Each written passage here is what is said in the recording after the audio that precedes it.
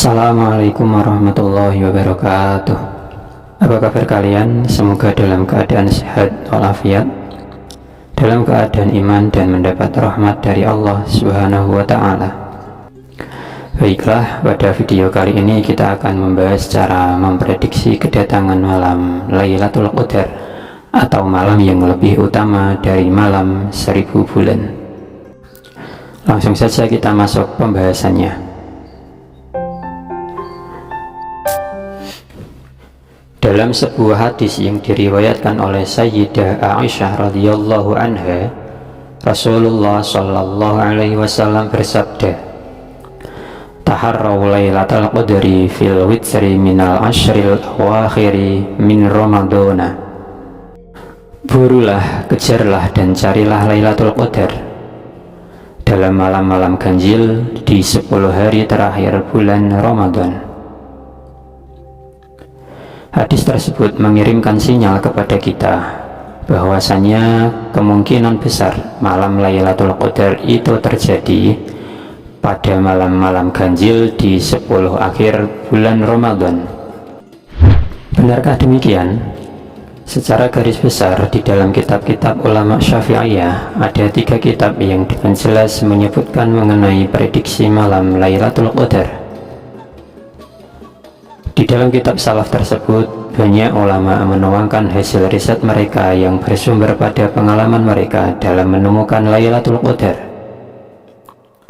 Di antara ulama tersebut, ada yang menyatakan bahwa terdapat kaidah atau formula untuk mengetahui secara pasti letak malam Lailatul Qadar. Rumus pertama disampaikan oleh Imam Al-Ghazali dan juga Imam Abu Hasan Asyadili. Disebutkan dalam kitab karya Sayyid Abu Bakar Syatta, yaitu kitab I'anatut Thalibin, bahwasanya menurut Imam Al-Ghazali, cara untuk mengetahui Lailatul Qadar adalah dengan melihat dari permulaan atau hari pertama bulan Ramadan. Rincian formula yang dikemukakan oleh beliau adalah sebagai berikut. Yang pertama, jika hari pertama adalah hari Ahad atau hari Rabu, maka Lailatul Qadar terletak pada tanggal 29 Ramadan.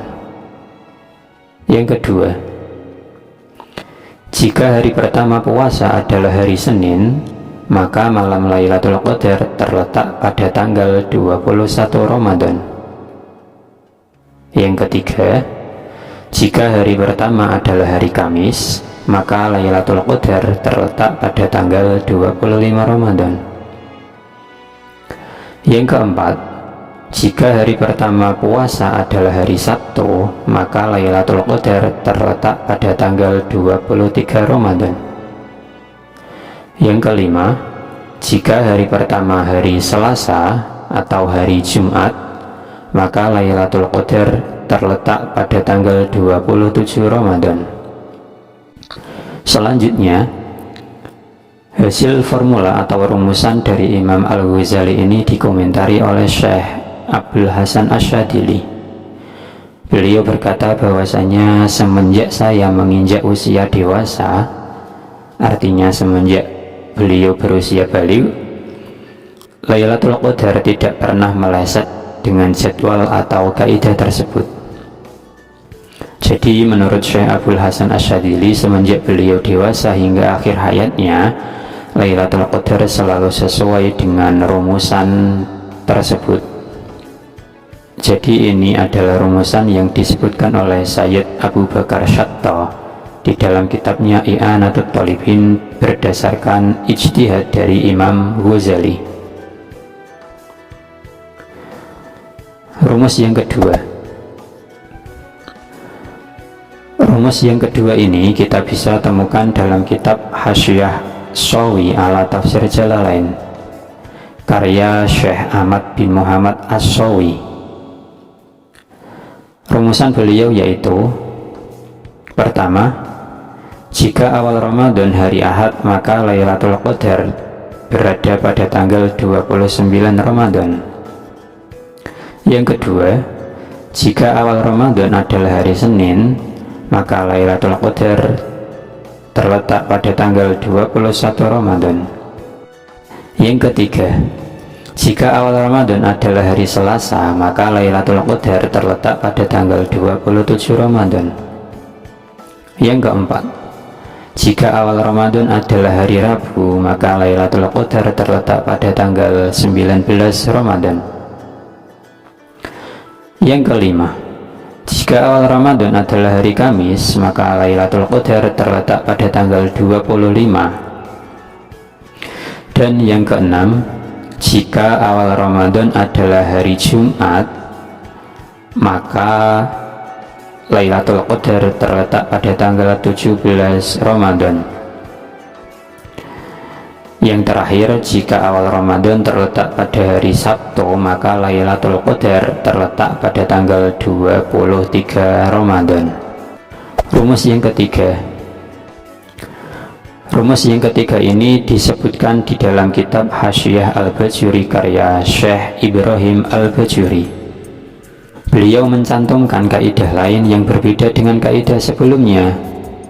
Kaidah yang disampaikan beliau adalah yang pertama, jika awal Ramadan adalah hari Jumat, maka Lailatul Qadar terletak pada tanggal 29 Ramadan. Yang kedua, jika awal Ramadan adalah hari Sabtu, maka Lailatul Qadar terletak pada tanggal 21 Ramadan.